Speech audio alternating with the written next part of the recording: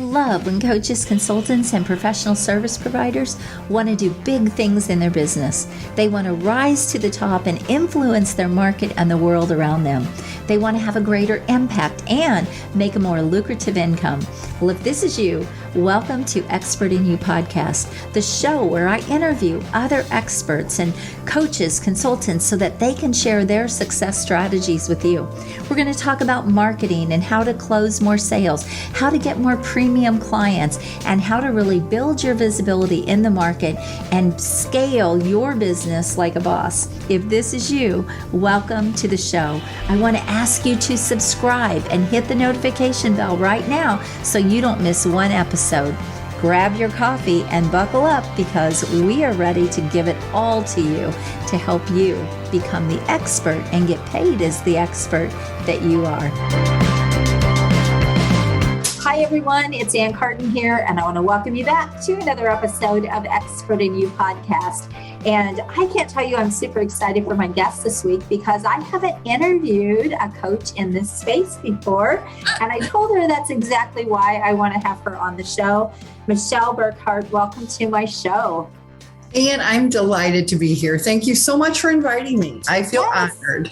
I am so delighted to have you. First of all, I love what you're doing. And, we work in a lot of the same space, but I just don't do what you do. So I work with a lot of the same types of people. But just to tell you what Michele does, she is actually a coach for women. And you do also for men. But I do. Some men, yes. Target high professional women who are over 50 typically, and they are wanting to date. Is that right? So that is right. Coach. Yes. And she's got this incredible background. I can't wait for you to hear her story. I can't wait for you to hear her expertise. And I just love what she's doing because we find a lot of women in the professional space when they get to a certain age, a lot of times they've just evolved so much personally, professionally, that what they married into many years ago is no longer a fit. And so there are a lot of women that find themselves single at the age around that 50, even 60 mark. And so I can't even imagine. I've been married. We're going on 42 years this year. Oh, congratulations. 41 years, 42 years together. And I can't even imagine what it would feel like to date again. It's very weird. Yes, that's so super, super scary to me to even think about that. And it's just almost overwhelming to even think about that. So it is. But a lot of times when women are in high professions, those things happen. And so I love that you're really targeting this space because I think there's a lot of dating coaches and people out there, but I haven't come across really anyone working in the field or in the niche, I should say, that you're really working in. Well, I think it helped because I found myself in the same place. Ah, yes. If I had been 30, I might have started working with 30-year-olds, but I found myself. I need a dating coach. Well, no, I can't even imagine, frankly. Still in dating mode, Yeah, just, go out and bat your eyelashes and you'll be fine. Yes. At that age. Yes. But I think it just happened because I found myself in that situation. And what was funny, Ann, is like when I did, and I laugh because just to put this into perspective, the last time I dated, the internet had not even been invented yet. Ah, well, I remember those days. So, when you really think about it, it's like, holy cow, that's a long time ago, right? I had been married for a really, really long time. Mm-hmm. And and then I was 60. I got divorced when I turned 60. So now that everybody kind of knows my age, but it was just so funny because as I went through my journey, that's when I started really hearing how other people were having that same challenge. And I think professional women, high level professional women, I think even have a harder time. Oh, absolutely. And we're going to dive into some of those reasons and even some of those things that make it harder, I think, also for them to to get out there and date again. And I think this is really the power of what Michele is doing. And I can't wait to dive into all of this with her, because I found it very fascinating when we were having our conversation before we came on the show. And she just shared some really, really great things with me. So I'm excited for you all to hear what she has. But Michele, let's just back up a minute. And Okay. I want everyone to just talk. I want you to just share your story a little bit, because you have quite a backstory and a lot of experience, a lot of expertise. And I want you to share that with my audience. Sure. So that they can see that you didn't just like, okay, well, I've gone through this, so now let me teach it to other people. You actually come with a lot of experience. So Right. Go ahead and talk about that. Sure. Well, I started my first company when I was 24. And it's funny because when I look back at it now, I was able to sell that company. Nice. And it was a very small little sightseeing tour company. It was in St. Louis, Missouri. And, now that would never happen. The way that I went about it would never happen. So I sold that. The day I signed the papers, I got pregnant, and then I had twins. And so that sort of changed my, trajectory in life. I didn't have my college degree yet at that time. So I started doing some multi-level marketing, some network marketing when my kids were little, went back to work. And then really it just led me back to entrepreneurship again. So I became a certified hypnotherapist and coach. And but this again is 25 years ago, before, new age stuff was cool. Yeah, I never did anything very mainstream. I always did stuff that was a little off the beam. So I actually ended up with I had 2 centers. I had the largest hypnosis practice in the bi-state area. That's awesome. It was awesome. And then 9/11 hit. So I didn't hear that with my business. And so that again caused a pivot. And so, but I really did, that really started, I think, my path along working with people to help make transformations, because no matter what, and this too, with the work that you do, so much of our success, internal, personal, professional, whatever, it really is the mindset. Mm-hmm. And I think I feel really blessed that I had that, because hypnotherapy is a super great tool to help build confidence and worthiness and self-esteem and stress. And it's a fabulous tool for that. And so I think in order to even get to the point of making real in-depth transformations, you've got to get your mindset straight. Mm-hmm. So, that kind of led me to doing some business coaching, some life coaching. And that's when then my life kind of fell apart. I became single and started dating. And that honestly was hilarious. I mean, I'm not too proud to say that was hilarious. You did share a little bit of that with me. Well, I got divorced in January. I signed my papers in January. I started dating the next day. I mean, really? You did not tell me which that. I don't know. In hindsight, I'm not sure that was the best idea. I was going to say that's a little fast. Yeah, that was a little fast. But and again, on a personal level, I had been married, but I had been alone for a long time. So I was ready. Yeah. I thought I was. So I started dating, and I went into it like I go into everything, like, oh, I know how to do this. What's the big deal? Right. And because I had worked with men my whole life, my whole career, I had men clients. So I was comfortable around men. It wasn't a problem. Well, about, maybe a year or so into it, when I really wasn't making any decent connections, that's when I realized, I'm like, why am I not making connections?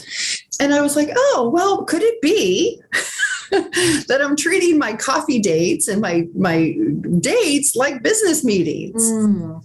And I was like, oh my gosh, I am, because that was the only way I knew how to relate to men. That's a big gold nugget. She just dropped right that there. Is a huge gold nugget. Mm. And I had no idea how to relate to men in any other way than a business meeting. And unfortunately, what happens, and this is another little gold nugget, if men can have the same kind of conversation with me that they could have with their buddy at the bar or on the golf course, they don't need to go out with me. They'll say they'll only have to buy one dinner. So that's really what started me doing the research on what am I doing wrong and how can I change this and what do I need to do? Because, they always say if you continue doing what you're doing, you're going to continue having what you have. Yeah. And so I was smart enough to know that. And so I really spent a lot of time and effort and money on research. And then I was able to combine my coaching experience, because I've been coaching for years and years, right, and then my hypnotherapy. And I do NLP and some other brain change techniques that are really good for confidence and that kind of thing. Mm-hmm. And then I added in the kind of the practical nuts and bolts kind of thing too, because I think people want that as well. Well, what do I say and what do I do and where do I go and all that stuff? That's kind of, it's important, but you need to start with yourself first. Yes. And, I think too, when you're talking about high level, let's just say women, for example, high achievers, high performers, they really are, most of them are used to a coach. They're used to having a coach in their corner, maybe several of them in their corner. And so they know that time is, they're always about saving time, right? But they want what they want. So to work with someone like you can just shortcut all that. And they don't have to figure it all out. And they don't have to go through lots and lots and lots of dates trying to figure out how to make this thing work, because you are the shortcut. I think that's a great way of saying. I honestly never thought of it like that. So thank you for that little gold nugget. For you. Thank you for that little gold nugget. Sure, no problem. It is true, and again, based on like the high level of their professional career and their age. An example, like I have a friend, it was a man, it's a male friend. He dated a woman for 2 years. He's 65, really a great guy. And they broke up. Well, I had found out later that he had asked her to marry him multiple times and she said no. And I'm thinking to myself, at what point, why would you continue dating somebody that you asked them to marry you? They said no, and you kept dating them. So now he's 2 years older. It's even harder, right? Right. I mean, so you have to really understand that, as you get older, the dating pool does change. And you do, but it doesn't mean there's no great guys out there or no great girls out there. That's a myth. That's a total myth. But it's like, why would you waste time? Why would you waste time that you may not have? None of us are really guaranteed tomorrow. So why do we waste time being unhappy or not having this beautiful life that we know we deserve? Right. And it's just interesting. It's an interesting mindset and what people think about when they're considering dating. And, successful people have to make room. Yes. They have to make room. That's a big part of what you do with them too, right? Is help them to kind of carve out that space in their busy life. Because they have to, because they're busy. I mean, the higher level you are, the more hours you're working, or you're doing, community work or volunteer work, or you're on boards, and you're like, okay, well, how am I going to, date too? Yes. And so you have to figure out how are you going to integrate all this into your life, and you do have to make room. Yes. No, I think those are really, really interesting points. I would like to dive in a little bit to the hypnotherapy side as opposed to the mindset side, or the mindset work that you do, because I'm very familiar with NLP. I work with a lot of clients who they sell NLP, not in that way, but that is a big part of their expertise. But the hypnotherapy side, what's the difference there? Because NLP is really about getting into the subconscious and bringing it to the conscious level. I'm not that familiar. I mean, I know what hypnotherapy is, but I'm not that familiar with the actual process and what makes it different from just the NLP. So can you talk about that? Sure. I'm trying to think of an easy way of explaining it, because when I talk about NLP, I talk about it as a sister process to hypnotherapy. I feel like they really combined so easily together. They really flow well and they work well together. But when you are going through because people don't realize adults, an average adult is hypnotized 17 times a day, just going through normal life. That's so interesting. It's very interesting. It's not what people think. It's not what they see on television, for sure. It really is allowing your conscious mind, which is your analytical mind, to wander, so that then we can retrain the belief systems that are in the subconscious and the superconscious. So we go from like the conscious, which is your thinking mind, your learning mind, your analyzing mind. If I said to you, okay, Anne, you're gonna like the color green, you would analyze that. Well, I don't really like green, or green doesn't really go with much, or you would analyze that all away. If I was able to let get you to relax and let your mind wander, and you open that door. Basically, you open that door and you choose to open that door. I get to talk to the subconscious mind, and then even deeper, the superconscious, which is really where all your automatic beliefs just running. And that is really the biggest thing, is that we're really reframing and retraining. When you use hypnotherapy, you can reframe and retrain. And then I use NLP as part of that. And that is part of it. I mean, I use other techniques as well, but that is part of it. And what I think is so great about it, and I could talk about this forever because it's just such I can hear your passion. It is such a beautiful, beautiful tool. It really is. But the really exciting part about that is that an added bonus is that it's such a great stress reliever. When you go through a hypnosis session, it's like a 4-hour nap. Okay. It could be 20. It could be 20 minutes.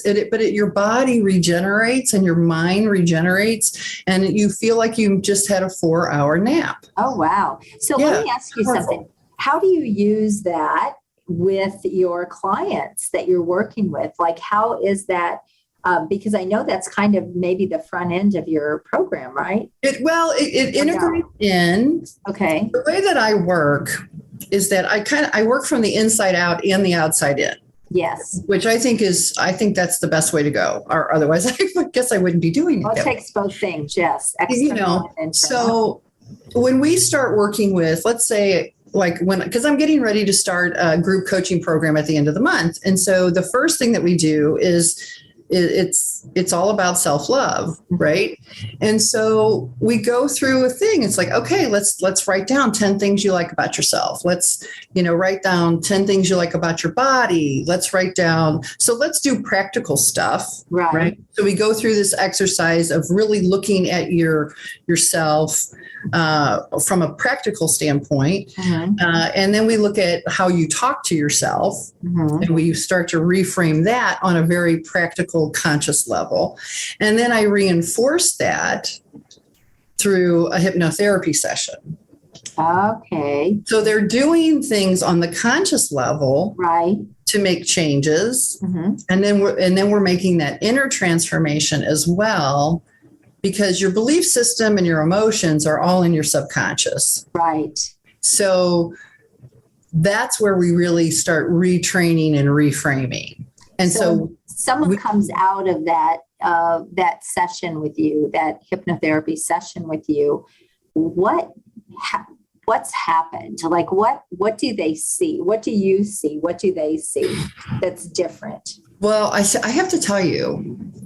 Or share a story. Share a cool story. Well, I have to tell you, I had the coolest experience, because everybody's different. Everybody has a different experience. One client, she's like, Michele, I can really feel the changes are very organic. They're very flowy. I just sort of feel like they're flowing, which I think is wonderful. It's a beautiful feeling, right?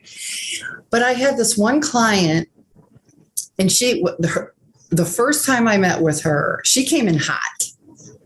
She was angry. I mean, she was really angry. And I'm like, oh my God, what did I get myself into? Right. And we worked through it. You know, we worked through the coaching part. We worked through the hypnotherapy part. I saw her the next week. She was beaming. I mean, literally she was glowing.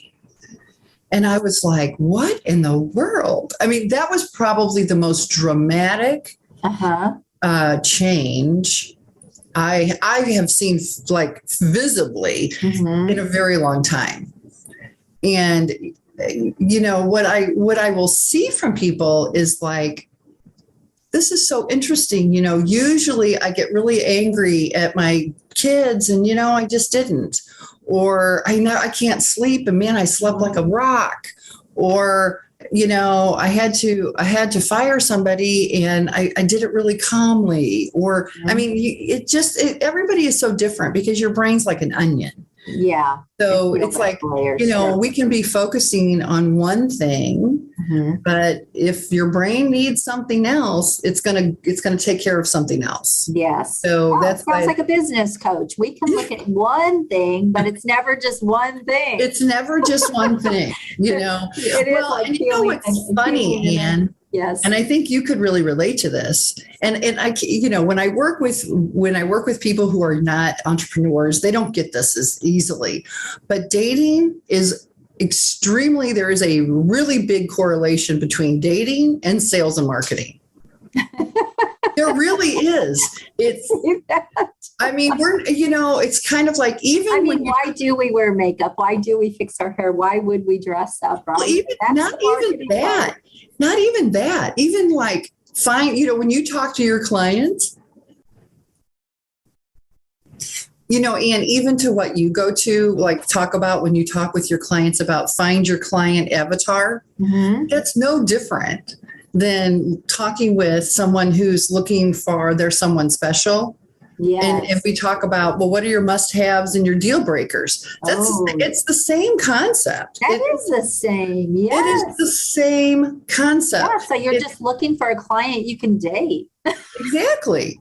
Absolutely. I mean, and then it's like, how do you know, what makes you different? What makes you unique? And how do you tell your story? I mean, it's so much. And I can't really talk to people that are not entrepreneurs about that because they don't really understand that. But entrepreneurial women and men too, I mean, they get it. Yes. They so get it. And it makes that whole process so much easier. Yeah, because you find people that you're really aligned with, that you really have the same interests, you have the same core values, you have the same vision, you want the same things. It would definitely be easier to make a relationship like that work than pushing the boulder up the hill. So and again, you know, if you're at a level in life, right, and you've made a decision that you want to make a change and you want to expand your circle and bring someone else into your circle, at the level in life you are at, you don't want it to fail. And you don't, and you also don't want to add stress. And no, I always say, you know, I'm too old to deal with stuff that I don't want to deal with. Exactly. And when I'm talking about strictly from negative absolutely kind of stuff, negative energy, I don't want to deal with that. Right. Right. Because I've learned through the years that I don't have to, that I recognize. Exactly. We've kind of paid our dues, I think. Yeah. There's I totally agree. Boy, we are really showing our age here. I know. When I said I'd been married 41 years, that was kind of a dead giveaway. But I want to dive into something that we kind of discussed. We haven't talked about it yet, but we discussed this when we were doing the interview for the show to give talking points and all of that. And I want to know, you talked about this feminine and masculine energy and communication. And I really want to dive into this because I have to tell you, Michelle, I've never heard that phrase, that terminology or those phrases before I came online on Facebook. I'd never heard that before. And so when you brought that up, I mean, now I'm familiar with it and I know what you mean by it. But for a lot of people listening, it may be the first time they ever will hear this. So let's dive into that. Sure. And how important that is in the whole getting back out there and dating thing, especially high achievers and high. Well, yes, because what happens, this is what I hear. If high achievers, they don't want to always be the boss. They want to, like, they're the boss all day long, but they don't want to be the boss after 5 or after. That's interesting. I find it hard to turn it off, but hey. Well, that becomes the problem, because men and women are wired differently, even though we try to think they're not, but they are. We are wired differently. We're hardwired differently. We have different motivators. Part of it's chemicals in our body. That has something to do with it. And it's just the way our brain operates. And so men are happiest when they are solving problems, when they are making progress, finding solutions, taking action. They're hardwired to want to make us happy, females, right? That's kind of how they're hardwired. High-powered women who can't turn that off just take their high-poweredness, go get 'em attitude and bring it to the dating world. So now we have this high-powered male and we have this high-powered female, and then they're just battling for alpha position. And what happens is that if you're dating a high masculine man who has a lot of masculine energy, he's going to lose interest because you're too much work, because he doesn't know how to make you happy, right? Because every time he tries to make you happy, you take care of it. You make all the plans, you tell him to meet you, you do this, you do that, you do this, you do that. You're taking charge. You're happening, Well, he can't make you happy. If he can't make you happy, he can't be successful. Right. And so he loses interest because you're just too much work. That's interesting. So what happens is that if you continue to stay in this high masculine energy, this go get 'em kind of mode, then you start attracting men that are feminine energy who will just let you do all that, right? They just let you, she's going to plan it all. She'll take care of everything. I just sit back and blah, blah, blah. That's no fun either. Well, it's no fun. And then what happens is then what I hear is I just wish I could meet a man who would plan a date. Because then the woman gets tired of it because it's just so much of what she's already done all day long. It's work. It's work. Extra work. Yeah. Right. It's right. So, the difference between masculine and I always tell people, you have to accept people for who they are and where they are. Sure. Right. You're never going to change them, especially if they're over 5. Right. Well, what are the imprint years in 7, right? The imprint years in exactly. 7, so, you're not going to change this person. And so you can't, you might be able to, I do think that men, and I know, the feminists are going to kill me, but I do think we have a tendency to demasculine, men. Because we are just so take charge, and we don't need them to manage our life, but we do need them to give us that love and nurturing and just cuddles, for lack of a better term, that we want. We don't need them to manage our life. We can get our car fixed and we can plan our vacations and we can balance our checkbook, and we don't need them for that kind of stuff. Our digital bank account. Yeah, but we do need them. We want that love in our life. And so it's so interesting when people start, they're such take charge, and a lot of it is that women have had to be. If you've been single for 20 years, you've had to take care of yourself. Right. And so now I'm asking you to lean back and let the guy do all this work. And they're like, oh, this feels weird. Yeah. And it does feel weird. It's not easy. It's not easy. But then I go back to the same thing. If you keep doing what you're doing, you're going to keep having what you have. Something has to change. If you Sounds want like a phrase I've used before. Yeah. I mean, it's like something has to change. Right. And then what's really fun is I think women especially don't realize that if they can just lean back and let him step up, they get what they want. Mm-hmm. And it's not manipulative. It's not manipulative. And I tell people it's balance, right? Yes. If you communicate in the right way, and there is a communication model that sort of follows this. If you communicate in the right way, you get what you want. He's successful, so he's happy. You're very appreciative because you didn't have to do it. Mm-hmm. And so the whole relationship blossoms. And that's, and then the people that continue to do that throughout the lifeline or the timeline of their relationship, no matter if it's a year or 25 or 100 years, those are the people that really have those rich, fulfilling relationships, and over the long haul, because, it's a shame that I see couples, they do what they need to do to start this, get the attraction going and get this romantic momentum going. And then once they start dating, then they stop doing all that stuff. Right. Well, it's like, well, don't stop. It's kind of like, you lost 100 pounds because you were exercising 3 days a week. Don't stop exercising once you get to your goal weight. Right. It's the same concept. It's just, it really is a mindset shift of just leaning back, asking for what you want, being confident and asking for what you want and letting the man win. Yeah. Setting him up for success, really. Yes. With you, because he's going to, and what's funny about men, let's say you let the guy plan the date. You're going to go to, and I like coffee dates. My first date. I just like it. I like them pressure. Easy. Yes. Yeah. Don't have to be afraid. Yes, absolutely.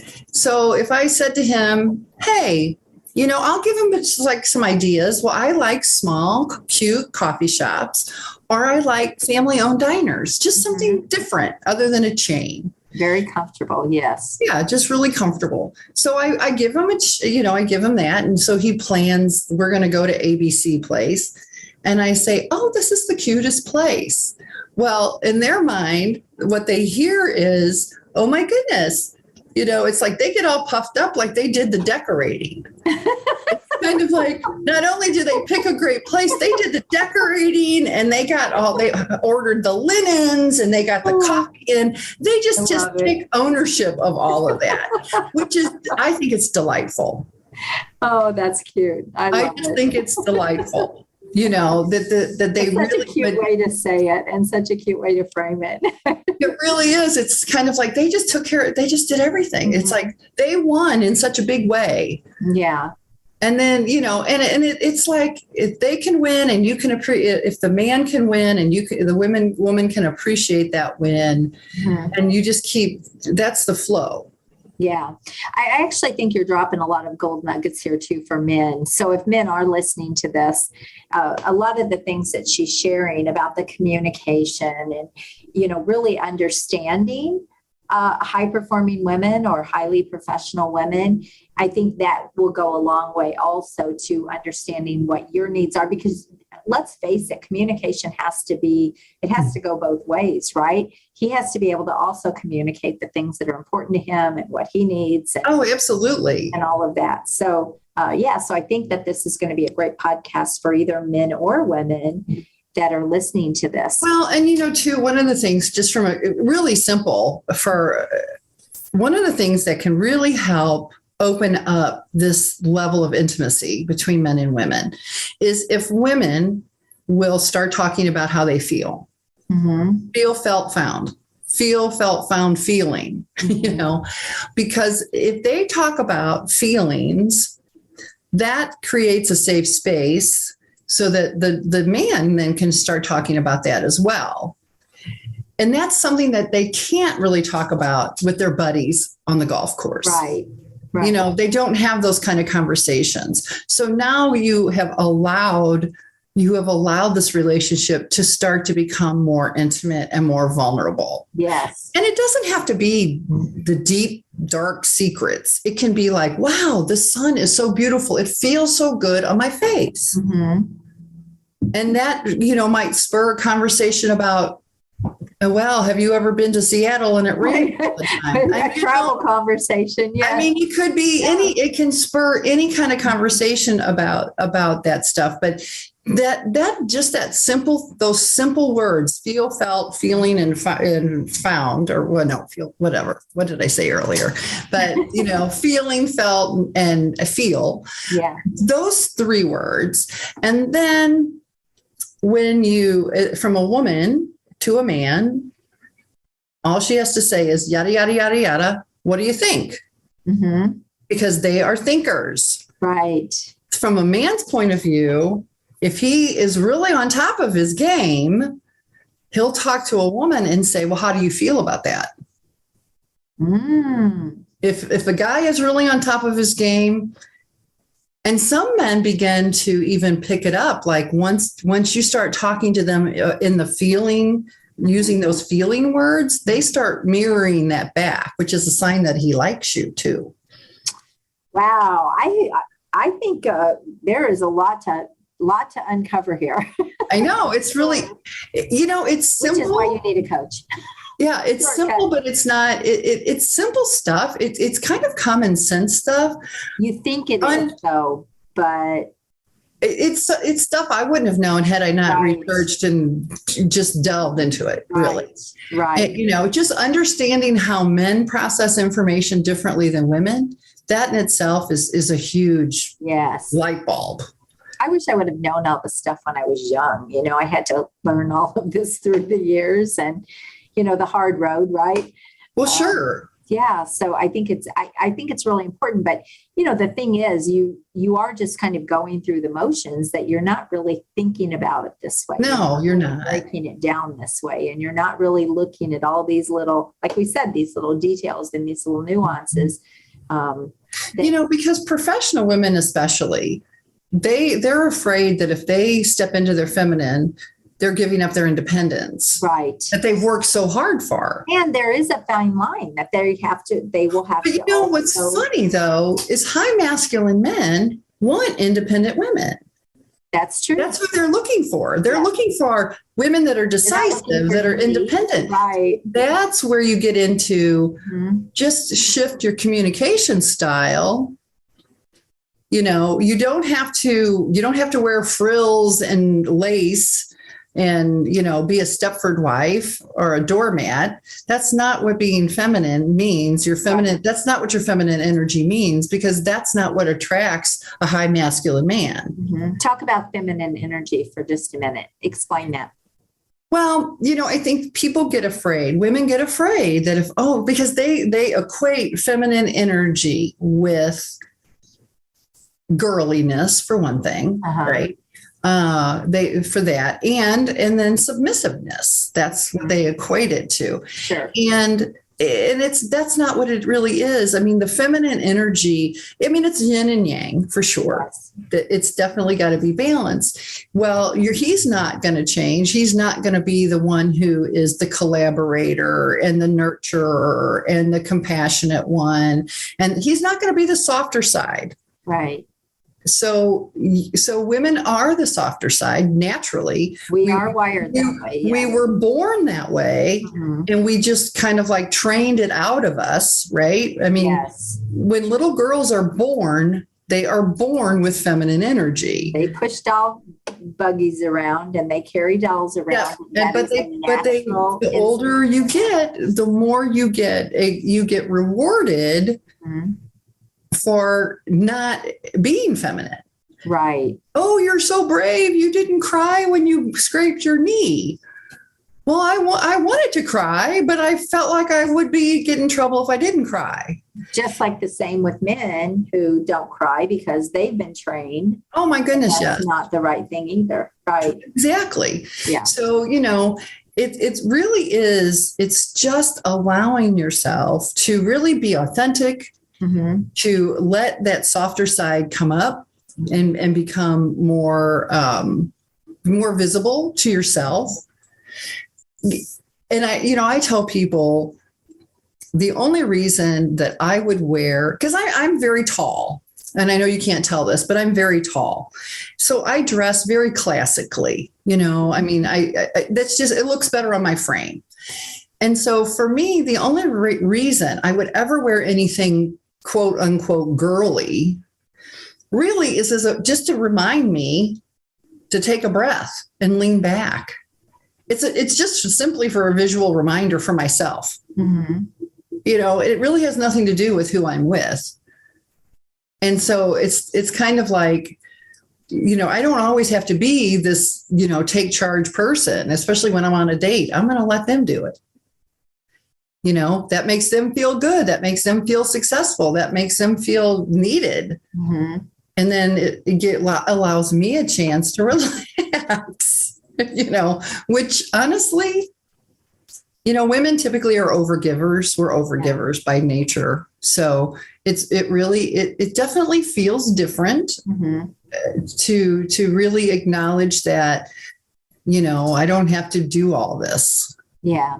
It sounds like too, when people come to you, that you kind of can also deal with, sometimes people have gone through a bad breakup or they've gone through a bad situation. And so there's a lot of bitterness.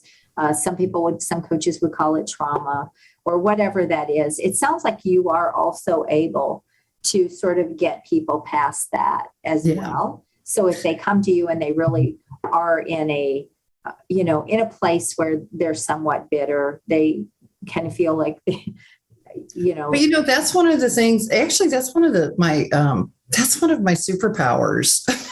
For lack of a better term. And it's really the hypnotherapy aspect. That's what I was thinking. Yes. Yeah, it's so great. And you know what I tell people all the time? Heartbreak is heartbreak, Right, sure. It hurts. Of course it hurts. Yes. And, and that, so I tell people, I don't want to erase that. I don't want to erase that. I don't want you to not remember that you had that heartbreak. I just want it to feel different. Yes. So you take the information and you take the knowledge and the learnings, and then you just shrink that hurt until it's like, phew, so right. tiny. It doesn't affect you anymore. No, it's like, oh yeah. I used to date this person. Now we're not dating anymore. Yeah, it was a tough breakup, but I've moved on. Right. And that's a pretty amazing process. Interesting. Okay. Because it's fast. Yes. It really works fast. Hypnotherapy works really fast. Mm-hmm. So how long is a typical session with someone? Well, when I work with somebody, like they just call me and say, hey, can I have a session? I always do a 90-minute session first because I talk virtually or? I do virtually. Mm-hmm. Really? Okay. Mm-hmm. That's interesting. Yep. I do it all virtually. I do 90 minutes the first session because we talk about the process and how it works and what do you do and what does it feel like and am I going to cluck like a chicken and all that stuff. Because I want them to feel okay that they'll only cluck like a chicken if they ask me. If someone's never done that. Yeah, some people are scared of it. They are. And then once they get through a 90-minute session, typically then sessions are 60 minutes. Yeah. Well, that's because of all of the shows that we've seen where people, I know. they're probably not giving the industry a very good name, are they? Every time I see hypnosis on television, I cringe. I was a speaker at a convention a few years ago, and the keynote speaker, I was a speaker and a presenter in a breakout room, and the keynote speaker was a hypnotherapist, did the whole thing with people in the audience, and I was like, how embarrassing, that these people, it was interesting. It was really interesting. But what's funny? Like I said, I have been involved in this space for at least 25 years, maybe even more. You could not pay me enough money to get up on a stage when somebody was doing that. Oh my gosh, no. Right. Absolutely not. Absolutely not. And, that's a different, the reason why they do it so silly on television is because it's not really very sexy to watch. Right. I mean, you're just sitting there with your eyes closed. Yes. Yeah. I mean, that's really it. I mean, it's like you're sitting there with your eyes closed. So it's not really very sexy.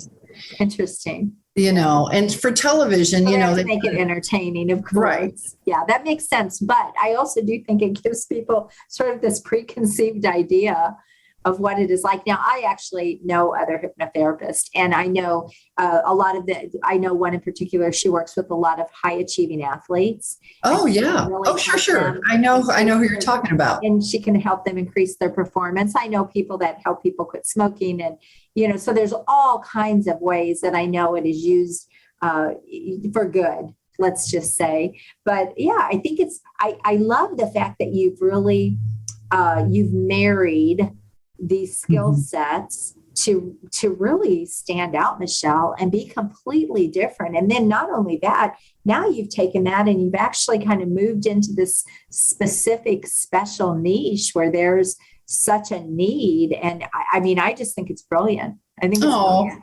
Yeah. I am honored that you say that. Thank you so much. I think it is. And that was one of the reasons I reached out to you, because I was like, this could be such a cool conversation. Well, what it's really funny, I have always, throughout my career, I was one of those people that if I couldn't find a job, I just started a company. You sound like me. I did the same thing. I didn't want to go back and get a job. So I'd look for, okay, here's my, you always think it's easier to go to work for somebody else until you do. Right. Yeah.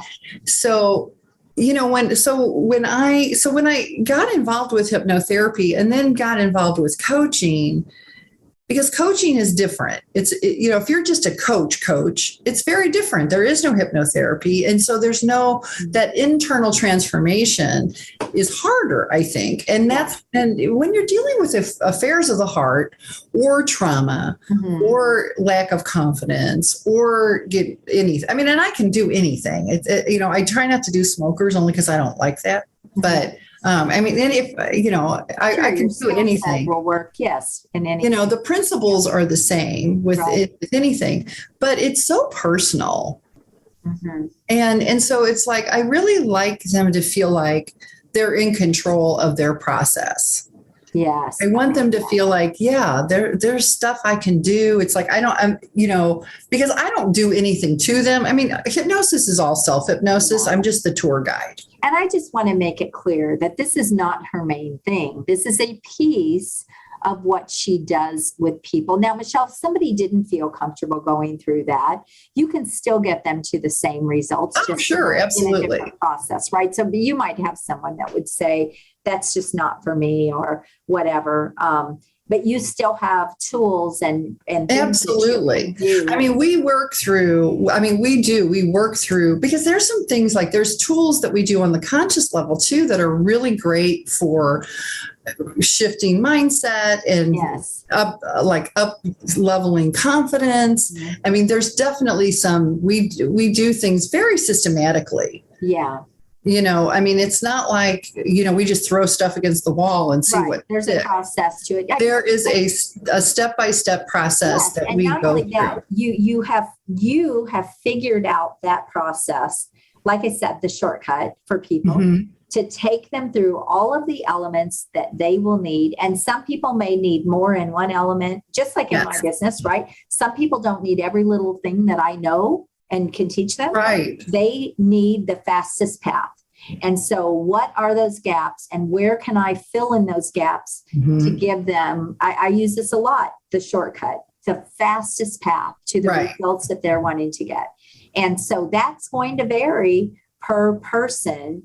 And it, every little piece may not be for every single person that comes. It's true. That is true. Because, everybody comes into this just like your work.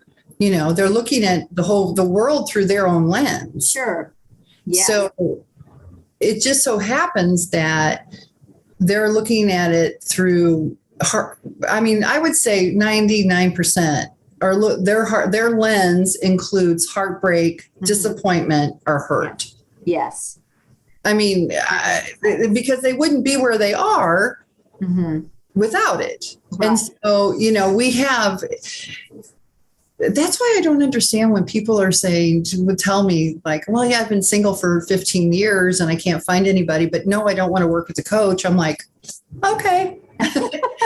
Well, if you keep doing the same thing. Yeah. I mean, I just kind of, okay. Out and try something. But it's just so, it's very personal, but there is a system and there is and it, again, it's not like real convoluted. It's not, it's very simple and I'm very direct. Yes. So it's very simple and very straightforward, and it's very easy to understand. That's one of the things I liked about you, Michele. I tend to gravitate towards people that, number one, I think are very dynamic in what they're doing, but also are very direct. I am just kind of a no BS kind of person. I know. And I try to be kind about it. Absolutely. I feel like I can be my best with my clients when I'm honest with them. And I just don't sugarcoat things because I don't have time and I don't want to sugarcoat things.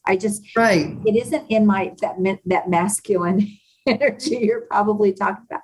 But for me, it's a time thing. It's like, I don't need people to tiptoe around me. Just give it to me straight. Tell me like it is. And so I think that it sounds like a lot of the women that you're working with, they will gravitate to you because of that, because you're not touchy-feely, I'm not your typical coach, frankly. I mean, I'm not new agey. I don't use those kind of new agey words, only because I'm not comfortable. That's not who I am. Right. And I am much better knowing that there's a system in place. I love that. Proven. That is proven. Yes. I love that. And then it's like, I can't ignore the results of hypnotherapy.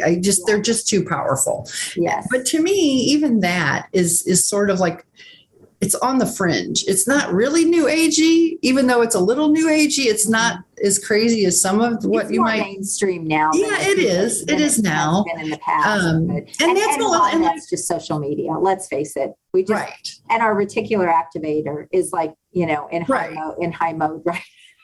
Well, and to what you said too, and that's only a small part.